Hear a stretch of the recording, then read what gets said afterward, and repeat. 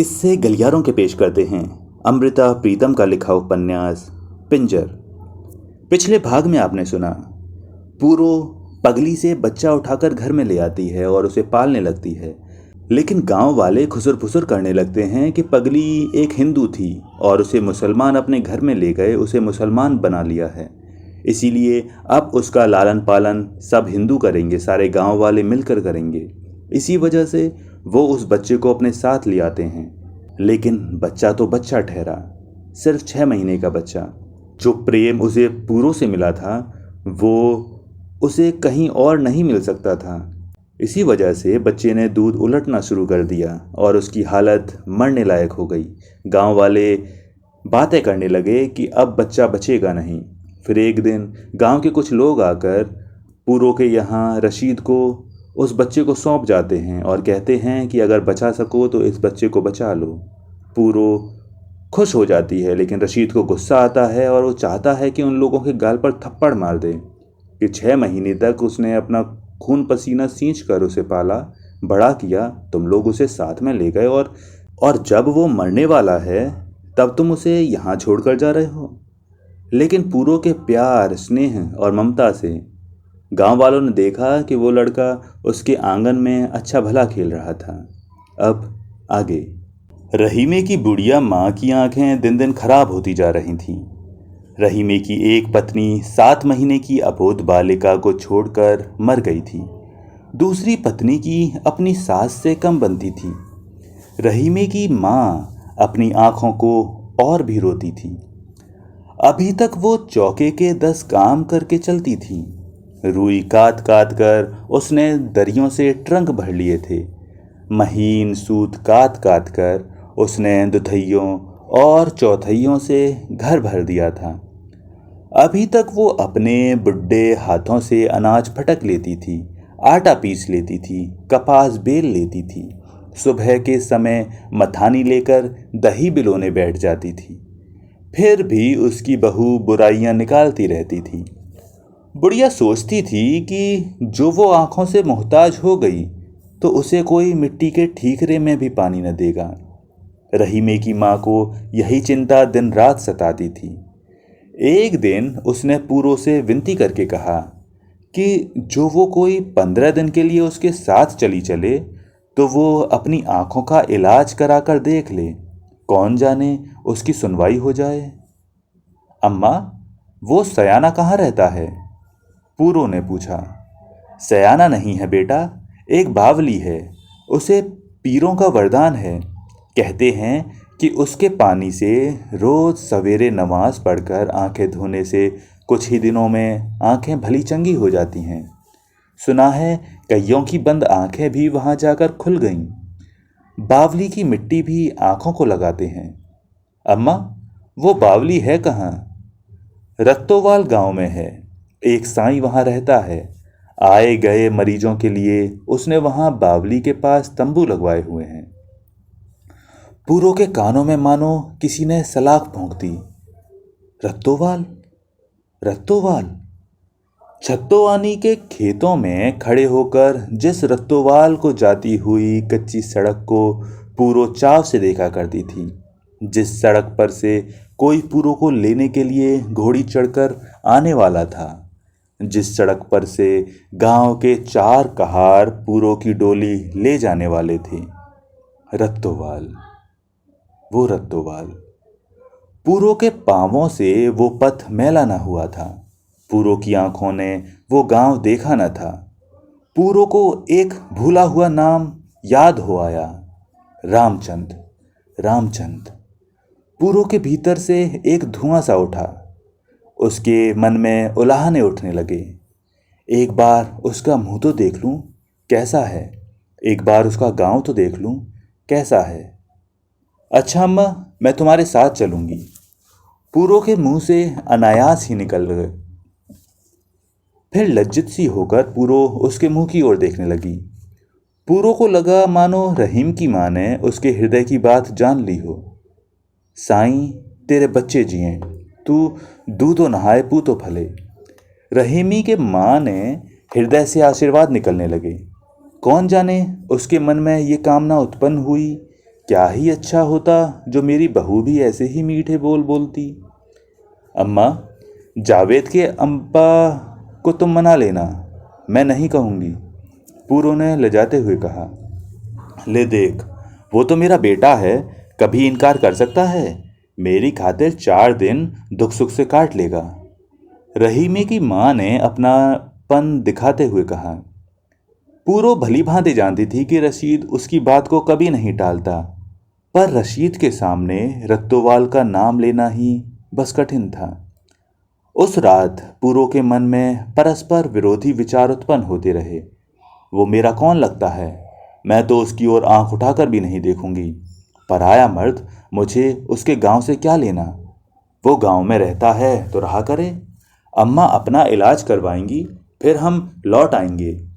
तेरा ही मन उसके लिए उमंग रहा है। उसको तो तेरे बुरे सपने की भांति कभी तेरा ध्यान भी ना आया होगा। पूरो सोचती, उस गांव में जाकर रात पड़ते ही उसके भीतर जैसे कोई सोई हुई कब्रों को खोदेगा, उसके भीतर जैसे कोई गड़े मुर्दों को उठाएगा। इन कफनों को उतारने से क्या लाभ? वो रत्तोवाल नहीं जाएगी, वो रत्तोवाल के रास्ते से ही न गुजरेगी। पूरो हाँ या ना कुछ न कहती। जावेद अपने पिता को न छोड़ता था। रशीद ने उसे साथ न भेजा। दोनों स्त्रियों को पहुंचाने के लिए रहीम के यहाँ एक पुराना काम करने वाला अशरफ साथ गया। पूरो छोटे लड़के को साथ ले गई। अशरफ अगले फट्टे पर इक्के वाले के साथ बैठ गया। सारा सामान पीछे रखकर पूरो और अम्मा आमने सामने फट्टों पर बैठ गईं। इक्के के पहले हिचकोलों से ही पूरो का लड़का उसकी गोदी में सो गया। आगे बैठे हुए अशरफ ने पूरो के लड़के को उठा लिया। इक्का रत्तोवाल की सड़क पर चला जा रहा था। घोड़े की टापों की आवाज जैसे पूरो के सिर पर हथौड़ा चला रही थी। पूरो ने अपना माथा इक्के की बाह से लगा लिया। वो ऊँघ गई थी। सजी हुई डोली में चांदी के झब्बे वाला एक गांव तकिया सिर के नीचे रखे हुए पूरो लेटी हुई थी। चूड़े के बोझ से उसकी बाहें कठिनाई से उठती थीं। हवा के एक झोंके से डोली का पर्दा जरा सरक गया। उस मध्यम से प्रकाश में उसने देखा पूरो के हाथों पर मेहंदी खूब खिली हुई थी। कितनी खारी मेहंदी थी। पूरो की सहेलियों ने कितनी सारी थोप दी थी। ये कहार कितने बुरे हैं, न जाने कैसे चलते हैं। डोली में बैठे बैठे पूरो की कमर दुखने लगी थी। डोली में हिचकोले भी कैसे आते हैं। पूरो के गुंदे हुए सिर से उसका पल्ला सरक गया। पूरो ने हाथ उठाकर पल्ला ठीक किया। हाथ में पहने हुए आभूषणों की छन छन सारी डोली में गूंज उठी। पूरो का जी बैठा जा रहा था। कल से उससे कुछ खाया नहीं गया था। पूरो की माँ ने मठरियों की एक डलिया उसकी झोली में डाल दी थी। पूरो का मन किया कि मठरी का एक टुकड़ा मुंह में डाल ले। उसका जी ठिकाने नहीं आ रहा था। अम्मा पूरो का कंधा पकड़कर हिला रही थी। ठीक दोपहरी सिर पर आ गई, 1-2 कोर तो मुंह में डाल ले। इक्के वाले ने इक्का खड़ा किया हुआ था। रास्ते में एक छोटे से गांव के पास खाने पीने के लिए वो लोग रुके थे। पूरो कांप कर जाग उठी। न कोई डोली थी, न आभूषण थे, न मेहंदी थी, न चूड़ा था। पूरो इक्के के पिछले फट्टे पर अम्मा के सामने बैठी हुई थी। पूरो ने रास्ते के लिए घी का हाथ लगाकर पराठे बनाकर रख लिए थे। अम्मा ने वही गठरी खोली। अशरफ को 4 पराठे दिए, इक्के वाले को दिए, खुद लिए, पूरो के आगे धर दिए। पूरो के गले से कौर नहीं उतरता था। पराठे के घी से पूरो की मिचलाहट सी आती थी। थोड़ा ही रास्ता रह गया है, जल्दी से निपटा ले। रात को घोड़ी को सांस दिलाकर मुझे सवेरे ही लौटना है, इक्के वाला कह रहा था। फिर सब सवारियां वैसे ही इक्के में बैठ गईं। पूरो ने अपना माथा इक्के की बाह से लगा लिया। पूरो ने रात भर जागकर आने का सब सामान असबाब बांधा था। उसे रात भर का उनीदा था। डोली फिर हिंचकोले खाने लगी। रत्तोवाल का रास्ता खत्म होने में ना आता था। एकाएक तेज बाजों और शहनाइयों की आवाज बहुत ऊंची हो गई। डोली के इधर उधर बाजे बज रहे थे। पूरो ने समझा रत्तोवाल आ गया है। बाजे और जोर से बजने लगे। लड़कियां गीत गा रही थीं। एक स्त्री ने उसका घूंघट उठाया, फिर किसी ने एक छोटा सा बालक उसकी गोदी में डाल दिया। बालक अपरिचित गोदी में आकर रोने लगा। स्त्रियां खिलखिलाकर हंस रही थीं। वो बालक का शगुन कर रही थीं। अम्मा उसके कंधे को हिला रही थीं। आज तुझे बड़ी नींद आ रही है, देख लड़का रो रहा है। पूरो फिर कंपकंपी लेकर जागी। इक्के के पिछले फट्टे पर बैठी हुई अम्मा उससे बात कर रही थी। हमारे पास से इतनी भारी बारात गुजरी है, मार बाजे ही बाजे बज रहे थे, आपकी आंखें नहीं खुली। अशरफ कह रहा था। तुझ सोती को उसने लड़का पकड़वाया, वो भी तूने पकड़ लिया, फिर भी तेरी नींद नहीं टूटी। कहते कहते अम्मा हंसने लगी। इक्का रत्तोवाल के निकट पहुंच गया। जब बावली के पास जाकर सब लोग इक्के से उतरे तो सामने ही साईं का घर दिखाई दिया। तंबुओं की जगह अब साईं ने 2-3 कच्ची कोठरियां बनवा दी थी, जिनसे दूर पार से आए हुए लोग मुसाफिर रहते थे। बावली की मिट्टी, बावली का पानी आंखों से लगाते थे, मनोकामना पाते थे। साईं ने इन नए मुसाफिरों को एक कोठरी दिलवा दी। अशरफ ने सामान गठरी पोठरी कोठरी में रखा और अम्मा को लेकर साईं के पास चला गया। पूरो ने कोठरी में पड़ी हुई चारपाई पर खेस बिछाकर लड़के को लिटा दिया। फिर वो दरवाजे पर खड़ी होकर सामने खेतों के पार गांव के घरों की ओर देखने लगी। मैं रत्तोवाल आ गई।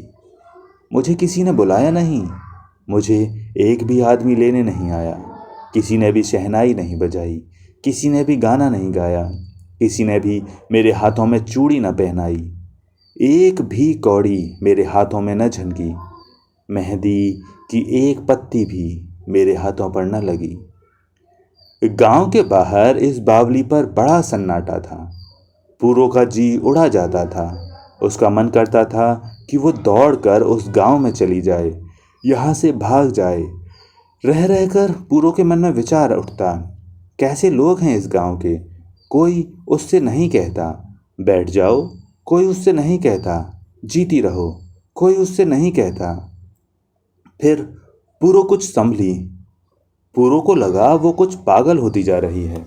कहीं वो पागलों की भांति गांव की गलियों में न दौड़ने लगे, कहीं वो अपने कपड़े न फाड़ डाले, कहीं वो चिल्ला चिल्ला कर बोलने न लगे। साईं ने अम्मा को बताया कि उन्हें वहां पूरे 13 दिन रहना पड़ेगा। उनका नौकर अगले दिन वापस अपने गांव सक्कड़ाली चला गया। आटा दाल वे अपने साथ ले आई थीं। पूरो और अम्मा अपनी रोटी खुद पकाती थीं। वैसे यदि कोई चाहे तो साईं की दरगाह से भी भोजन पा सकता था।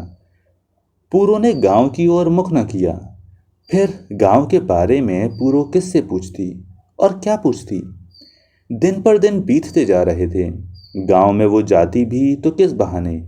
यदि किसी चीज की आवश्यकता होती थी तो साईं के नौकर चाकर वहीं ला देते थे। ये सोचकर पूरी का दिल व्याकुल हो उठता था कि वो गांव की दहलीज तक आकर लौट जाएगी, पर गांव न देख सकेगी। पूरू के मन में आता था कि वो किसी न किसी तरह से वहां जाकर सारा गांव देख आए, उसका उसका घर भी देख आए, उसे भी देख आए, पर उसे कोई न जान सके। फिर पूरो सोचती, पूरो को कैसे मालूम होगा कि उसका घर कौन सा है। वो किसी से पूछे भी तो कैसे, फिर घर के भीतर से कैसे देखेगी। फिर पूरो सोचती, उसके घर को देखकर भी क्या लेना है, उसका उस घर से संबंध ही क्या है। क्यों उसके मन में ऐसी बातें उठती हैं। पूरो का जी ठिकाने ना आता था। एक के बाद एक करके दिन बीतते जाते थे। बैठे बैठे पूरो को एक भूला हुआ गाना याद आ गया। जय आए तय टुर चले, साढ़े आया दा कदर नहीं, हाय रब्बा साढ़े आया दा सबर पवी। कितनी ही बार पूरो की आंखों में आंसू भर भर आते, वो उन्हें पी जाती। लड़के को अम्मा के पास लेटाकर वो खेतों में घूम आती। पूरो सोची कि एक बार देखूं तो पहचान तो लूं। फिर पूरो सोचती, इतने बरस हो गए हैं, कौन जाने कैसी सूरत हो गई हो। अगर मेरे पास से भी गुजर जाए तो मैं क्या पहचान सकूंगी। खेतों में किसानों से कभी कभी पूछ लेती, भाई ये खेत किसके हैं? 2 गाजरें लेनी थी, हम तो मुसाफिर हैं। किसान कभी किसी का नाम लेते, कभी किसी का। रामचंद्र का कोई नाम न लेता। अगले दिन किसी ने सचमुच रामचंद्र का नाम ले दिया। पूरो के पांव ऐसे हो गए मानो धरती में गड़ गए हों। पूरो का सिर चकराने लगा। उसे लगा वो उसी मिट्टी पर गिर पड़ेगी, वो उसी मिट्टी पर मिट्टी हो जाएगी। पूरो उसी कीकर के नीचे खड़ी की खड़ी रह गई। उसके पैरों में से जैसे किसी ने शक्ति खींच ली हो। उसके पैर जैसे जमकर बर्फ के ढेले बन गए हों। उस मिट्टी ने जैसे पूरो को कसकर अपनी लपेट में ले लिया हो। पूरो को जान पड़ा वो खड़ी की खड़ी अनार का पेड़ बनकर उग आई थी, जिसके लाल अनारों को जब भी कोई तोड़ने लगता वो अंगारे बनकर धरती पर गिर पड़ते। उसके लाल अनारों को जब भी रामचंद्र तोड़ता, अनार के लाल दाने लहू की बूंदें बनकर उसके कुर्ते पर गिर पड़ते और उसे अनार के पेड़ में से एक आवाज़ सुनाई देती, मैं बूटा उग्गी हुइयाँ, मैं बेमुरादी मोइयाँ। किसान ने काटे हुए चनों का गट्ठर बनाकर सिर पर धर लिया। पूरो का ध्यान टूटा। उसे याद आया कि जो राजकुमारी अनार का पौधा बनकर उगी थी, उसकी कहानी उसने जब छोटी थी तब सुनी थी। पूरो अभी तक न राजकुमारी बनी थी, न अनार का पौधा। मालिक आ रहा है, कहते हुए किसान चने का गट्ठर लेकर कुएं की ओर चल दिया। पूरो की आंखों से आंसू बहने लगे। रामचंद्र जब पूरो के पास से गुजरा, उसकी आंखें पूरो की ओर उठी। पूरो का मुंह आंसुओं से भीगा हुआ था। पूरो को न कीकर की ओट होना याद आ रहा और न पल्ले से आंसू पोंछ लेना। शायद आंसू को बहने के कारण उसे रामचंद्र का मुंह भी दिखाई नहीं दे रहा था। तुम कौन हो बीबी? तुम्हें क्या हुआ है? रामचंद्र के पैर रुक गए। पूरो कुछ न बोल सकी। तुम्हें कोई तकलीफ है बीबी? पूरो के कानों में फिर रामचंद्र की आवाज आई। पूरो की जीभ जैसे किसी ने पीछे खींच ली थी। वो मूर्ति की भांति खड़ी रही। पूरो के मन में बाढ़ सी उठी, पर उसके मुंह से एक शब्द भी न निकला। रामचंद्र ठिठक गया। उसने इधर उधर देखा, शायद वो किसी किसान को सहायता के लिए बुलाता।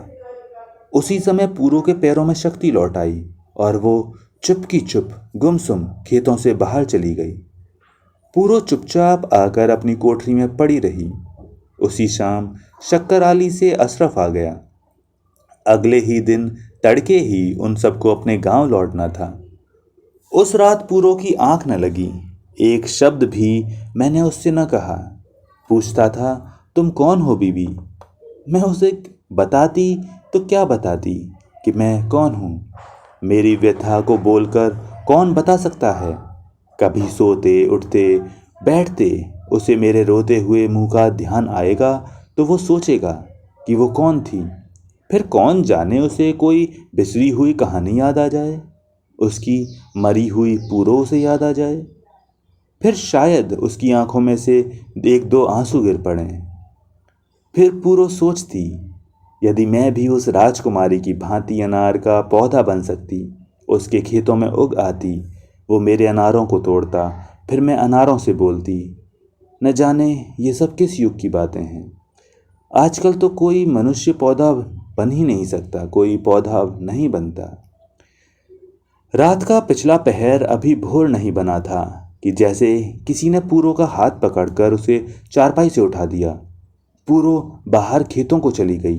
रात के अंधेरे में भी पूरो ने उस जगह को पहचान लिया, उस कीकर को पहचान लिया जहाँ कल सांझ को रामचंद्र उसके सामने खड़ा था। झुककर पूरो ने उसी स्थान पर से उसके चरणों की धूल उठा ली और अपनी आंख बंद करके एक चुटकी अपनी आंखों में लगा ली। आंखों से लगे हुए पूरो के दोनों हाथ किसी ने अपने हाथों में ले लिए। पूरो ने चौंक कर देखा, रामचंद्र उसके सामने खड़ा हुआ था। क्या तू पूरो है? रामचंद्र पूछ रहा था। सारी रात यही एक नाम मेरे दिमाग में चक्कर लगाता रहा। सच सच बता, तेरा नाम पूरो है? पूरो का दिल कहता था कि वो रामचंद्र के पैरों में गिर पड़े, वो जी भरकर रोए और कहे कि वो पूरो है, चीख चीख कर बताए कि वो पूरो है, वो उसी की पूरो है जिसे लेने उसे घोड़ी पर चढ़कर जाना था, जिसके साथ उसकी भांवरें पड़नी थीं। वो वही पूरो है जिसे उसके घर डोरी चढ़कर आना था। वही पूरो है, हाँ वही पूरो। पूरो की जीभ को आज भी किसी ने खींच लिया। पूरो एक भी शब्द न बोल सकी। रामचंद के हाथों से उसने अपने हाथ छुड़ा लिए। पूरो वैसी की वैसी गुमसुम वहां से लौट चली। जो तू पूरो है तो मुझे एक बात बता जा, रामचंद्र ने पूरो के पीछे तेज कदम बढ़ाते हुए कहा। मैं सारी रात इन खेतों में घूमता रहा हूँ। पता नहीं क्यों मेरा दिल गवाही देता था कि तू फिर आएगी। मेरा दिल गवाही देता है कि तू पूरो है।